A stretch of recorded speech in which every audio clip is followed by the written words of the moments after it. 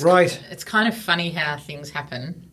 That we recorded a couple of podcasts a while back around this whole DMT thing, and we recorded 3, and we've looked and looked and looked and looked everywhere for that third one, and we can't find it. And it's like, did we actually record a third? We actually did. But the thing is that it's kind of funny because the whole intention of the third podcast was to talk about what happened after our experience, and we're now quite a bit after that experience, and it's actually not a bad way for us to reflect on what actually has happened and what's transpired since we went and had our first experience and maybe our second or third experience with the DMT. When is the last time you had one?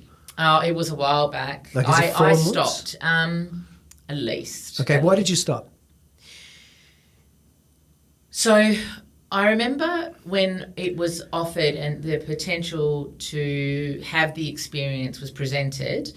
Originally, yeah. I was really clear that it wasn't something I had thought about or something I'd known a lot about, but I really listened to myself in terms of understanding if something's aligned for me. Right. And if it's a fuck yes, like I can feel it, even if I'm nervous, if I can feel it, it's a fuck yes, then I'm in, right? But if I'm kind of questioning in any way, then it would have been no. But when it first got presented to me, even though it was kind of a new thing, like I'd done some plant medicine before, but I hadn't done anything like this, it was a yes. I just felt it, that it was the right thing for me to do, and I wanted to experience it. Right. And then, as we spoke in the last podcast, it was freaking full on. Like, it wasn't like a gentle, it wasn't like some of the other things I've experienced in the past. It was a gentle process. Probably after maybe the 3rd or the 4th time I sat with it, I started to feel like my answer it wasn't that I didn't want to ever do it again. It was that there was something missing and I couldn't quite figure out what. And I just felt like I'm done. Like, I just had a very clear message that I'm done for now. Right. And it wasn't like I'm done altogether. It was just like, I'm done for now. If I'm going to do plant medicine, it's not going to be this. The next thing is not going to be this. Right. You know what I mean? And I think what it is for me, and I think it's a piece that's missing in the plant medicine world. Well, that's what I was feeling at the time. I think we've found that there's other maybe practitioners and other people that can help facilitate that differently. But at that time, I felt like as much as it was amazing, I feel like it's the knowledge that I already had with what we've done and my own prior personal work, and the fact that I knew how to help process and integrate some of that stuff that helped me to integrate it. Right. And I didn't feel the facilitation of the integration, I think, was missing. Right. Does that make sense? From someone who really knew the medicine and could really help facilitate it. And so I feel like I was having the experience, and that experience isn't just that experience. It goes on like afterwards. It lasts for days. It lasts for weeks, and you'll be just going about your normal life and you'll have a flashback, or you'll be in a breathwork session and you'll have a flashback. Right. I mean, I went into Bali at one point and I went to the pyramids of Chi in Ubud, which are amazing. Right. And I had just explain briefly what that is. The pyramids of Chi are it's a place where they've built these pyramids and they're all soundproofed. And so what they do is a lot of sound healing work and sound work, really, necessarily healing. But one of the programs is a sound and light meditation thing. It was super cool. There was no headphones. It was like you lay on a waterbed. Right. And you have an eye mask if you need it, but above you is all lights. And as you have your eyes closed and you're listening to the music, he's playing didgeridoos and he's playing this phenomenal music. Right, and you're doing this meditation thing and the lights are flickering above you, even though you've got your eyes closed. Right. You see all the shapes and the patterns that you see when you're in that experience. Right. I spoke to the facilitator afterwards and I said, have you done DMT? He said, yeah. And I'm like, it was so intense for me because I'd just come out of it. It was really bringing me back to that space. But was it DMT intense? It was pretty intense, yeah. It wasn't, nothing's ever that intense, the DMT intense, because you can't come out of that. It has to just happen. Yeah. What I did in that, because it was quite full on, and because I think I'd been so fresh out of my DMT experience, the lights were so intense. I had to put the eye mask on to really block that out and just have the sound part for certain parts of the time. Right. Anyway, so the whole thing, I'm just knocking things everywhere. So the whole thing, I think, what the missing piece for me was the integration. Right. Even though you and I, we've done so much work, we had conversations around it, which was really helpful. And then I knew to do other bits and pieces to help integrate. Right. But I don't feel that was facilitated as well. So I just had to stop for that time. Does that make sense? Right. So just let me get this right. So you feel one of the reasons you stopped was because the integration wasn't there and you needed to integrate yourself.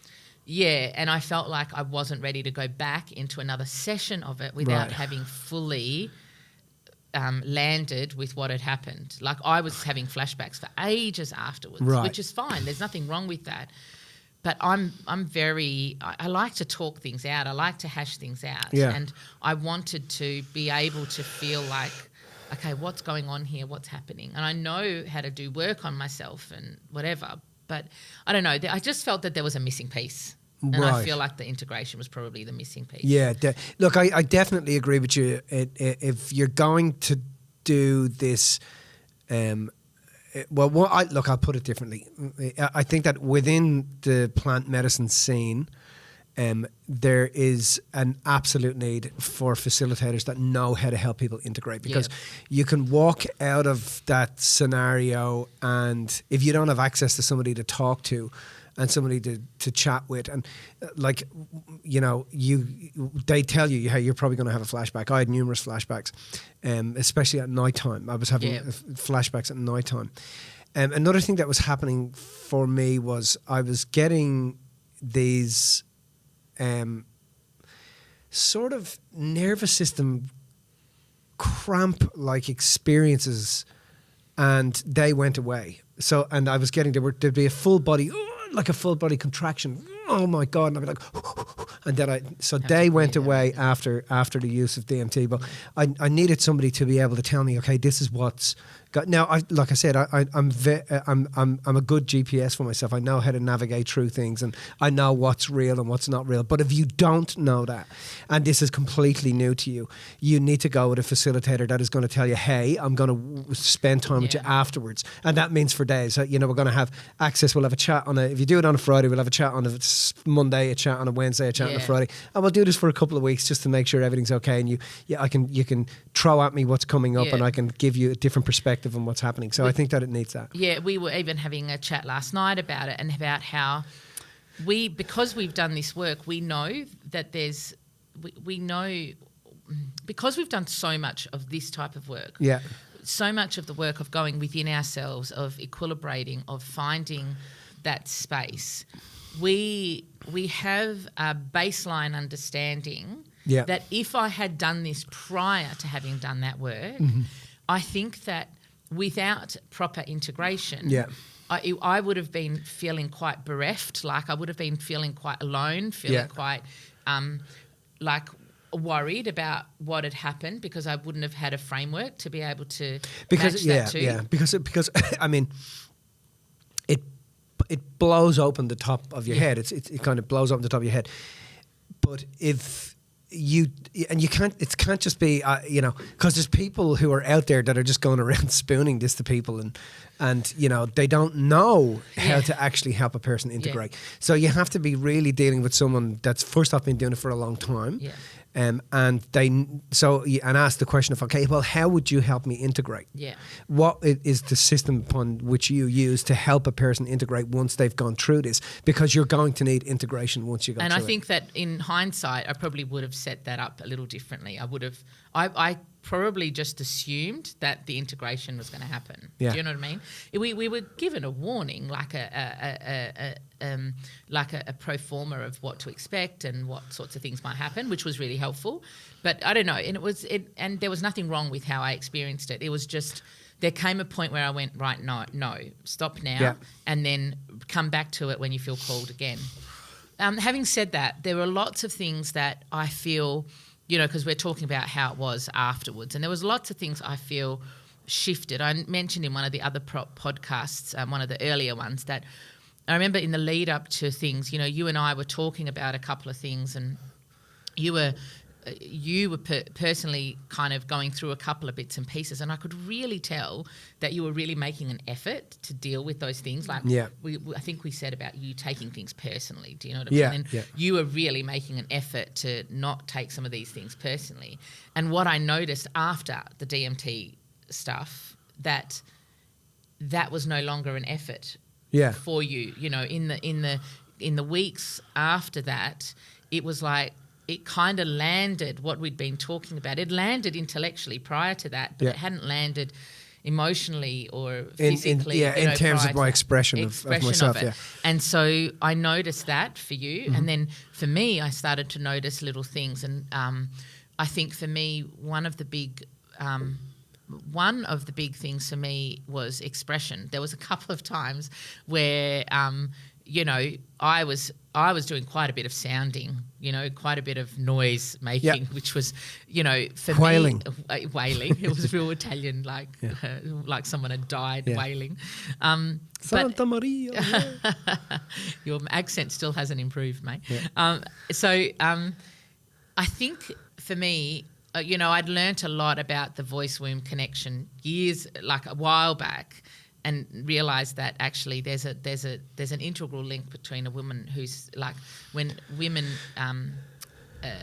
who your voice and your womb are created at the same time in like this. They're connected. Did you say voice wound or voice womb? And womb. Okay. Are connected at the same time in utero, and they're actually, if you look at the images, they're actually very alike. Right. Know? And so some of the stuff I think that I had to process was very aligned with my voice. And as much as I speak in front of people all the time, a lot of my expression in my perspective was limited because I felt like some of the stuff as a kid, I felt like I couldn't fully express myself. Right. And so some of the expression that I experienced during those sessions was really like, it was guttural. It was guttural, right? And I remember thinking, this is really unusual for me to be doing this, but it's okay. And it was like, I didn't give a shit who was around and what was there. I just needed to. You couldn't give a shit, dude. I wasn't aware enough to give a shit in that sense. But my point is that I think as like in my knowledge of what I knew around all of that, that was an important part of the process because it really helped me to become more expressive in my own way after. Can you just, because you've said something there, can you just elaborate on what you mean by voice, womb, and they look the same? So what? The voice box looks the same? The larynx, if you look at the throat. Right, looks the same as... It looks as the same as if you look at the uterus. Right, okay. If you look at images of them next to each other, they have very, very similar images. Right. And even the vocal cords and stuff, and you look at the vagina, it's very, very similar, the way it's set up. Okay. And so... so do you feel like sexuality, expression, all of those things, there's a lot of interconnection. Actually, when I was at the Pyramids of Chi, I did a little workshop around that whole voice and womb connection as well, and just understanding that certain sounds vibrate and resonate in a certain way. And I really, as much as I'm really good at expressing myself in lots of ways when I speak, there's a lot of stuff that feels uncomfortable to say or to do. Right.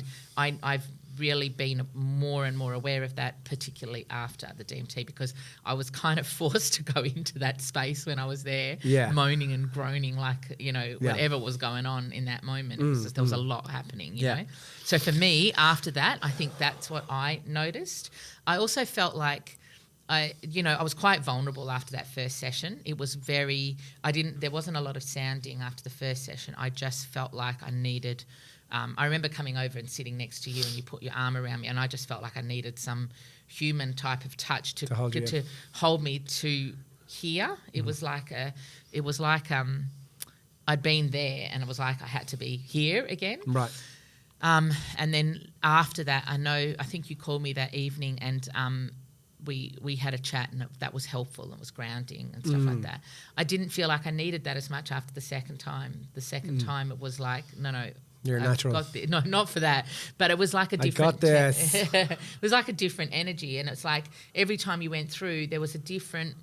Like, I don't know, a different part of you got expressed through that experience. It's that. You know? It's. I wonder if it's that thing of we become familiar with it. Do you know what I mean? Like Maybe. we become familiar with. Okay, it's like the expectation prior to you turning up there. Is I'm always very nervous before I get in there. I'm like, oh, fucking hell, you know. And then once I am in and I'm under, when I come out, I'm like, okay, yeah. I could go again, you know. I'm not so nervous, you know. There's actually nothing to be worried about. Yeah. But it's that first punch through that's into that celestial consciousness. That's the first thing that you're friggin' nervous about, you know. You know, and I a few times after you went and did it with a couple of other people and whatever, and I wasn't going to come along, and I ended up coming along just to be there because I really enjoyed that process of sitting with someone as they were coming through it, like not during, because you just don't like during, they have to have their own process, but just as they're coming back, just knowing and just being able to sit with someone and hold their hand and being able to watch and be present when somebody is experiencing that. That was my way of helping them to integrate, even though it wasn't a full integration, obviously. It was just, hey, there's somebody here that gets what's happening for you, what's going on. But you've since, I mean, it's a bit of time has passed since we've done it's it been together. a while, since we've done it together. But even since that last session you went to. Yeah. But you've now gone into a state where you now, I think you understand the importance of that integration as well, don't you? Because I think there's, you know, a lot of what I was looking for. I now more understand the whole letting go process better, and I'll do my damnedest to try to explain it here now. But the experience you're talking about where you came along, I also had my father with me as well. Because I said to my dad, you should come and at least watch me have this experience. See what's possible. And so that was really, really beautiful to have him there. And before I went in, he asked lots of questions. And then when I went under, he came out. When I came out, he was there holding my hand. And I was like, oh my God, you know, everything's actually okay. And it's with the process of letting go, my deeper understanding of the process of letting go now. And I integrate. I have a coach that I bounce off that helps me integrate what's going on and where I'm at. And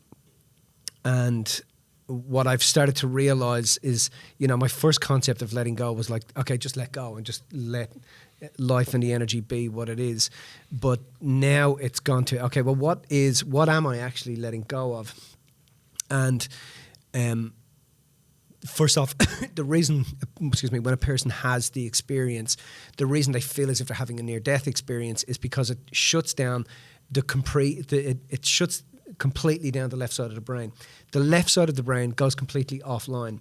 When the left side of the brain goes completely offline, what happens then is you feel as if you're not the person, you're not this physical person. And the left side is all the logical side. Logical is the analytical side. Bull in the china shop, trying to work things out. So you have a relief from that, and then you're catapulted into just the right side of the brain, which is just pure consciousness. You know, just love, empathy, understanding what the whole meaning of it is shown to you in that moment.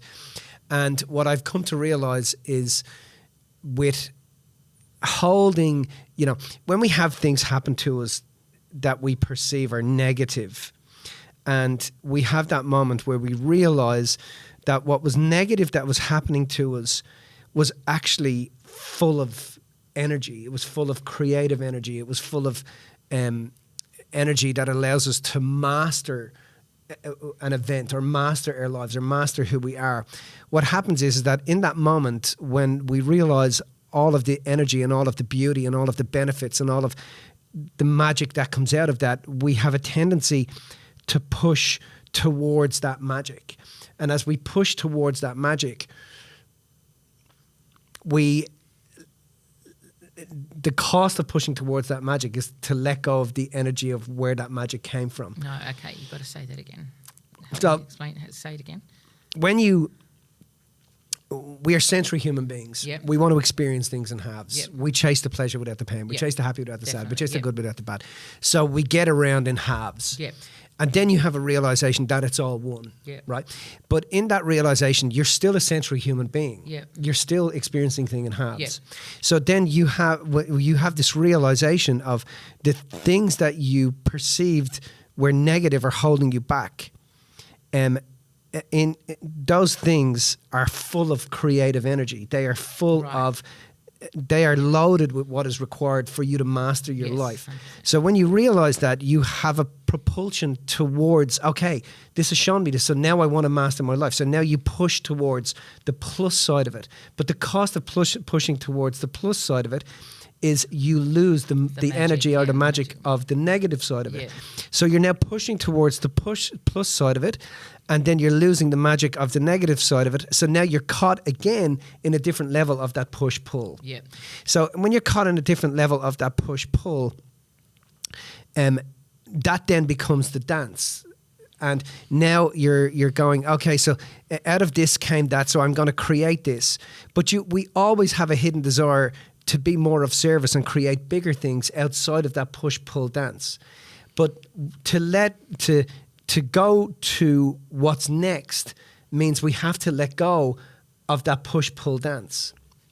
What I mean by that is letting go is being able to understand that if you let go of that push-pull dance, you're going to have to be vulnerable and afraid and scared, and you're going to have to live in the land of, I don't know if this is going to work. I don't know if this is going to happen. Yeah. I don't know if we're going to be able to do this. Yeah. I don't know if we're going to be able to get there. Yeah. But letting go of that is where pure possibility comes in. Yeah. And ultimately that's what we want, but we're afraid of it. So because we're afraid of it, we revert back to what we were doing previously, which is that push-pull dance. Yeah. 100%. So we keep going back to the push-pull dance, but it's costing us our vision, our destiny, our mission, and where it is we want to be. Yeah. And so I think the exercise now of letting go for me is about being able to see that I'm doing that. And when I'm not sure, and when I'm uncertain, and when I don't know if it's going to work, and when I don't know whether we're going to be able to make it through this, and when I don't know if I'm ever going to be able to reach the potential of what I want to be able to do with what I want to do for people in the world, that's where the magic comes. It's funny because, like, we haven't had this conversation in this way, right, before, like, just now. Yeah.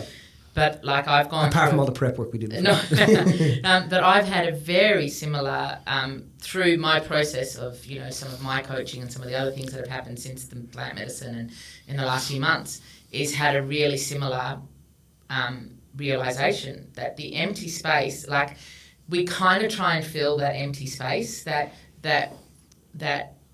not knowingness, that I suppose because we're so big on, you know, with us, we're so big on, we've got this mission, we've got this vision we want to achieve, we've got this outcome that we want to get to, right? And there's sometimes in that process that you feel like, I don't know, there's this empty space of lostness. And it's not a lostness, but it feels like lostness because you don't quite know where on the scale you are in terms of your outcome necessarily. So it feels like this empty space. It feels like, where to from here? It's like, I asked for this, but also, how do I behave in this space, in this thing? But that's actually where the magic happens, because the magic is in, oh, I'm actually in the land of possibility right now. Yeah. I'm not in the land of I identify as X, Y, Z, and therefore that's that's where I'm going, or what the next thing is. I've asked for, I'm looking for that transition, that transformation, that growth. And in that space of the growth, there's a space of, like, that top down that we talk about, where it's like, whoa, it's all of it and none of it. And there's this, like, space and kind of try and fill the space because with all that stuff. Yeah, because and the problem is the minute you start, it's this context thing that I've been really spending a lot of time understanding, is that the minute because when you don't want to be in that space of possibility, because in that space of possibility, you don't know if it's going to work. Yeah. You don't know if it's going to happen. You don't know if it's going to be as good. But ultimately, what you don't know is, what you want to know is it going to be as good for the person that I have compassion and empathy for and care for, that I'm trying to help? So what do? You can't answer that question. Is it going to be as good? Is it going to help them? And because you can't answer that question, you go, okay, well, let's just go back to what we were doing, because that worked. Yeah. But then that stops. Because it only worked up to a point. Yeah, because consciousness requires that you grow, and it only works up until a certain point. So letting go for me has been about being, okay, you have to let go of the old systems for the new systems to come in. And the reason I think it's been so difficult for me to get my head around that, and because I was going, okay, let go, I'm fucking learning to let go. I'm having this experience of letting go. I'm physiologically experiencing what it is to let go. But what does it mean neurologically, psychologically? What does it mean in terms of consciousness? And then I was thinking, fuck, maybe I'm not intelligent enough to actually understand that. And I remember sitting with another healer a couple of weeks ago. I was like, I wonder if I'm actually intelligent enough to actually understand what it is it's trying to get me to understand. If I don't have the intelligence, then I won't understand. But do you think, So it's like running back to the old box of tools to go, hey, they're fucking still here. Yeah. They work somewhat, but letting go is being able to go, it's okay not to understand. Yeah, and no matter what happens, it's going to be okay. No matter what happens. And the other thing is that, the more we get older and the more we get stuck in our ways and hardwire our brain neurologically, I mean, for me, going and doing the plant medicine is like unwiring that a little bit. It's having that break from the logical side of the brain that just shuts down the minute you fucking hit DMT, that DMT wave. The minute you're in that DMT flow state, that part of the brain is shut off, and therefore you're experiencing, and it's like it's only letting me see these things incrementally. Yeah. Does that make sense? I think that because I'm an impatient fucker, I want to know, motherfucker, what is, like, even working with my coaches, I'm like, dude, whatever the fuck it is you're trying to tell me, stop fucking beating around the bush and tell me. Do you know what I mean? Like, what are you trying to tell me? Yeah. And then he goes, I realized that I'm just going back. This is the content. This is what you do, Mitch, when you don't want to be in. Let it happen. Because you and I have a big on one of our shadow values for the both of us is control. Yeah. Right. So we want some level of control. That's important for us, right? Yeah. Well, we're meant to be in control for everybody. Of course. I'm meant to be in control for everybody. That's right. I'm supposed to have all the answers because, whatever. And so we want to be in control. And I think that where I get wobbly is when I feel like I'm out of control. And that space of nothingness feels like an out of controlness. Now, it actually is a beautiful space when I can let go and be in it. But it feels like the thing that I have latched onto in my life as an important shadow value for me is control. And if I'm in that space, I'm no longer in control. And so it's like that. For me, part of what I am learning through all of this is that it's okay not to be in control. It's okay not to have all of the answers right now. I have to let go. The letting go for me is about letting go of the grip and letting go of the control, letting go of being right. Some people would rather be right than loved. It's something that we say all the time. Mm-hmm. And for me, it's like I will literally go out of my way to tell people not to tell people that they're wrong, but to go, I'll prove something. I can't just let something go. If somebody says something, I'll be like, no, I'll Google it. Look at this. You know what I mean? I have to, a lot of my identity is wrapped up on some of those shadows and some of those shadow values. And so the letting go part of me, the being in the space for me, is being okay with being not in control, being okay with not being right, being okay with going, okay, it's okay. That's just a part of the identity that I think I need to have in order to get to this next place. And I think some of these plant medicines, what they've done for me is give me that feeling, that expression of that feeling of what it's like to not be in control, to not be right, and to not have all the answers, and I'm still okay. Yeah. It's a real fucking, it's a real conundrum, you know, and it's also not. Yeah. You know, it's a real, like you ask for the learning, and the learning is deeply profound, you know, and it's not found in any book. Like you can't write about this stuff, because the minute you go writing about it, you you're just Even like, speaking about it. Like I'm contenting the problem. And the minute I go talking about it, the minute I go saying anything, the minute my mouth opens or my brain kicks in, I'm losing the context of what I actually am and what it's actually trying to show me. So truly letting go is just in nothingness. And that's where true potential, now that's where true potential lives. And when we were young, this was very familiar to us. This was the process. You know, you loved and lapped up the I don't know. You know, and you didn't want to know, because you just bathed in this. Wow, you know, look at this thing, and then you know the child brain needs to place everything and put it in place so that we can get you through life safely without getting harmed. But there is a bliss and a magic that happens when you learn and you have that experience of, okay, we let's just see what happens. So essentially, I think that's what this work has done for us up until this point, you know. And I think, you know, for me, I'm committed every month now. Every month, I'm going to go and have an experience. Every month, for the moment, my commitment is I want to have the experience so that I can keep getting and tapping into and immersing myself in the knowledge. Do you know what I mean? But not without somebody helping to facilitate afterwards. Okay, this is what you're experiencing. This is what is happening. You know, because people think integration is about, oh, you know, well, this happened for this reason and that happened. That's fucking petty nonsense bollocks. That's not what integration is. Integration is internal greatness is being accessed through the process of dialogue with a mind that allows you to let go of the mind that you're in. Yeah.